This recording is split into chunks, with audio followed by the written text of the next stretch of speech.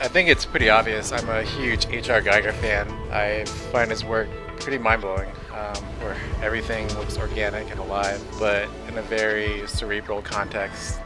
Working on numerous projects with this company called Nathan Love, who are known for their zany commercials. I was pretty enchanted by their hallmark of this quirky ridiculousness that everyone knows them for. I feel this might have rubbed off on me, and is evident in some cases of the game.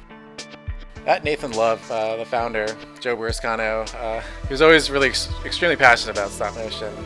Everything the company produced was always pushed to have a handcrafted feel, as though it were made from scratch, no matter how detailed or simple it was.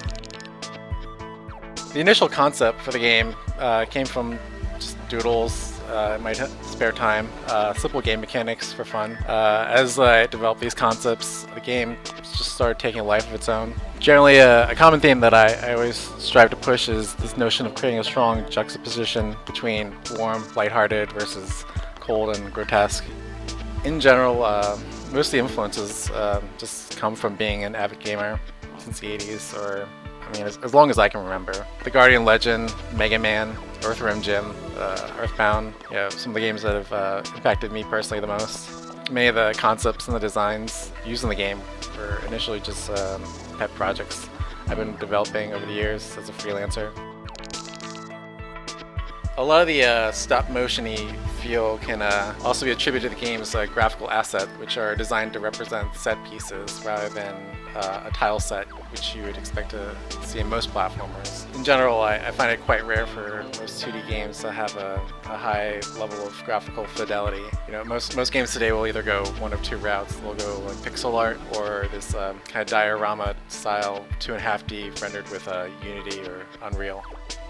I really wanted to make a true 2D game right from the get-go that utilized a lot of the tricks and quirks used back in the 16-bit era before any 3D really came along. This includes things like everything being rendered from sprites, tiled parallax backgrounds, and basic pixel fragment shaders.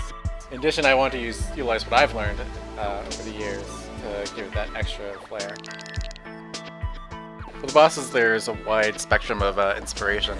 I guess commonality between most of the bosses are their gritted teeth. Several years ago, while I was living in New York, I would often take trips out to this place called 5 Points out in Queens. They're pretty known for their murals. And there was one particular mural that struck me the most. It was basically this heart with the most egregious, striking grin I had ever seen.